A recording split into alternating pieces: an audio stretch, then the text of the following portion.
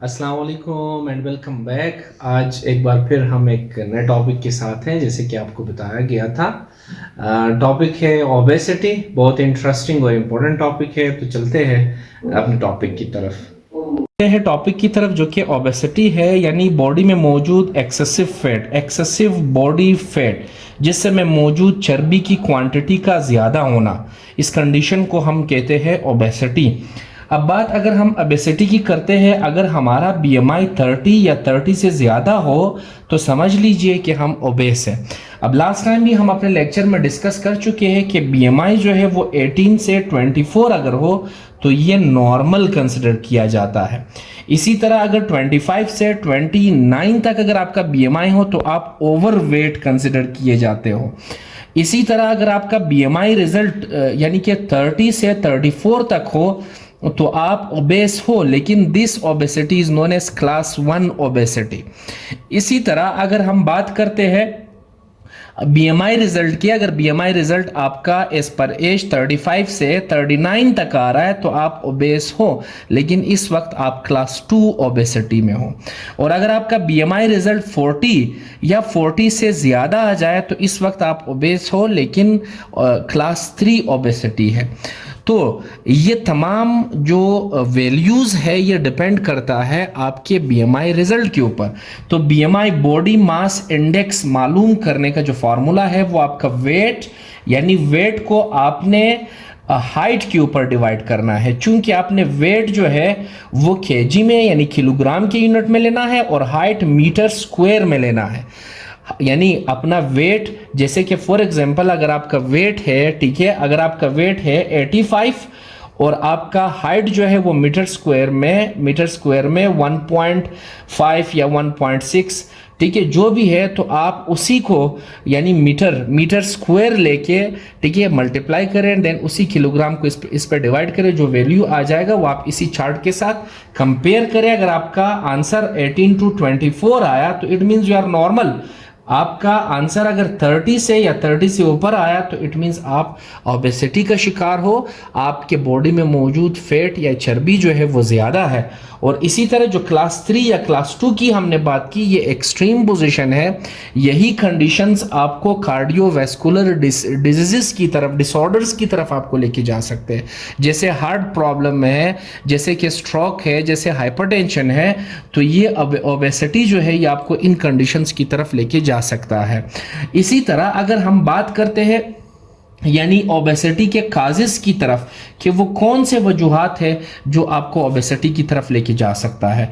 वैसे अगर आप अपने बॉडी के, यानी अगर हम यहाँ एक केस को डिस्कस करते हैं तो आप अपने बॉडी को, यानी अगर यहाँ एज इट कंसिडर करो, जैसे फॉर एग्जांपल आप खुराक ले रहे हो और यहाँ पे आप उसका यूज़ कर रहे हो, तो जितना खुराक आप लोगे उतना यूज़ करोगे। आप हमेशा आपका जो डाइट है वो बैलेंस कंसिडर होगा।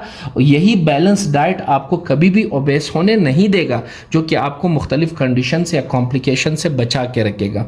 लेकिन अगर आप खुराक ज़्यादा ले रहे हो, अगर आपका फूड इनटेक ज़्यादा है और यूज़ जो है वो कम है, तो यूज़ कम है और फूड इनटेक ज़्यादा है, इस तरीके से क्या होगा कि आपका ये हिस्सा जो है वो नीचे की तरफ आना शुरू हो जाएगा।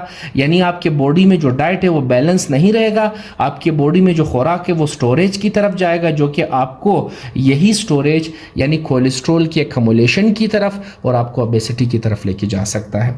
बहरहाल अगर हम मेन काजेस की बात करें तो ये मेन काजेस जेनेटिकल भी हो सकता है, बिहेवियरल भी हो सकता है, और इसी के साथ साथ ये हार्मोनल भी हो सकता है। बहरहाल इन काजेस के साथ साथ अगर आपने खुद को ओबेसिटी से बचाना है तो आप रिस्क फैक्टर्स से खुद को बचाएं और इन काजेस से खुद को बचाएं, जैसे कि फैमिली हिस्ट्री के ऊपर डिपेंडेंट है। इसी तरह अनहेल्दी फूड के ऊपर डिपेंडेंट है। आप खुराक अगर अनहेल्दी लेंगे, अनहेल्दी से मुराद वो खुराक जो बेसिकली यानी कि जैसे कि फॉर एग्जांपल आप फ्राई फूड है या फिर अनहेल्दी फूड से मुराद जंक फूड है, तो आप अगर इन फूड की तरफ जा रहे हो तो ये आपको ओबेसिटी की तरफ ज़रूर लेके जा सकता है। इसी तरह डिपेंडेंट है इनएक्टिविटी के ऊपर। इनएक्टिविटी से मुराद lack of activity, lack of exercise. आप एक्सरसाइज नहीं कर रहे हो, खुराक का इंटेक यानी उस खुराक को आप यूज़ नहीं कर रहे हो। जब यूज़ नहीं होगा, इनएक्टिविटी होगी, लेक ऑफ एक्सरसाइज होगा, तो definitely you will move towards obesity. इसी तरह मेडिकेशंस मैटर कर रहे हैं, ये भी एक रिस्क फैक्टर है। मेडिकेशंस जैसे कि एंटी डिप्रेसेंट मेडिकेशंस है, या तो इस तरह जो मेडिकेशंस का यूज है ये भी आपको ओबेसिटी की तरफ लेके जा सकता है। नेक्स्ट है एज के ऊपर डिपेंडेंट है, उम्र गुजरता जाएगा, एक्टिविटी कम होती जाएगी, and finally you could lead towards obesity too. अब जैसे जैसे उम्र गुजरता जाता है आप एक्सरसाइज करते रहो, एक्टिविटी करते रहो, वॉक करते रहो, तो आप ओबेसिटी से बचते जाओगे। अपने खुराक पे कंट्रोल रखो। और नेक्स्ट एक और रिस्क फैक्टर है, दैट इज प्रेगनेंसी। प्रेगनेंसी में भी यानी अमूमन ओबेसिटी जो है वो क्योंकि वेट बढ़ता रहता है, वो एक्टिविटी जो पहले होती थी वो बाद में नहीं होती, बॉडी में चेंजिंग आने शुरू हो जाते हैं जो कि हार्मोनल चेंज भी है। तो इन चेंजिंग के बाद जो है वो ओबेसिटी हो सकती है। इसी के साथ अगर हम बात करें, ठीक है, after the causes then will talk. Causes के बाद हम बात करते हैं जो कि बहुत इंपॉर्टेंट है, कॉम्प्लिकेशंस की, मुश्किलात की। यानी अगर आप ओबेस हो तो आप किन मुश्किलात की तरफ जो है वो जा सकते हो। अगर आप ओबेस हो तो आप हार्ट डिजीजेस की तरफ जा सकते हो, हार्ट डिजीजेस या कार्डियोवैस्कुलर डिजीजेस की तरफ आप जा सकते हो, आप स्ट्रोक की तरफ जा सकते हो, आप खुदा न खास्ता हाइपरटेंशन यानी हाई ब्लड प्रेशर की तरफ जा सकते हो, आप डायबिटीज़ की तरफ जा सकते हो। आजकल कितना कॉमन कंडीशन है, यानी कि शुगर की तरफ आप जा सकते हो। इसी तरह अगर हम बात करते हैं, ठीक है, फैटी लिवर की, लिवर के अंदर फैट का, जैसे हम जानते हैं कि यही ओबेसिटी में कोलेस्ट्रॉल, चर्बी जो है वो बढ़ती है। तो अगर कोलेस्ट्रॉल, वैसे बॉडी में दो तरह का होता है, एक एलडीएल है और एक एचडीएल है। मोस्टली ये जो एलडीएल है it is considered to be the bad cholesterol, ये bad cholesterol and it is more dangerous from this HDL, ठीक है, देन एचडीएल। तो लिहाजा इस बैड कोलेस्ट्रॉल का नुकसान क्या होगा, ये आपके बॉडी के अंदर क्लोट, खून की नालियों में क्लोट बना सकता है जो कि थ्रोम्बस का बायस बन सकता है, जो कि हार्ट के डिजीजेस जैसे कि हम जानते हैं कि CAD यानी कि कॉर्नरी आर्टरी डिजीज या कॉर्नरी आर्टरी का ब्लॉक होना। जब कॉर्नरी आर्टरी ब्लॉक होगा, हार्ट के मसल्स को खुराक नहीं मिलेगी, काम करना छोड़ देगा, that condition will be known as heart attack. तो हार्ट अटैक इसी की वजह से हो सकती है। इसी तरह यानी कि हम फैटी लिवर की बात कर रहे थे कि जब ये कोलेस्ट्रॉल ज़्यादा होगा तो ये लिवर के सराउंड एकमुलेट होना शुरू होगा जो कि फैटी लिवर काज करेगा। और इसके अलावा डिप्रेशन जो है वो इन्हीं ओबेसिटी के कॉम्प्लिकेशंस है।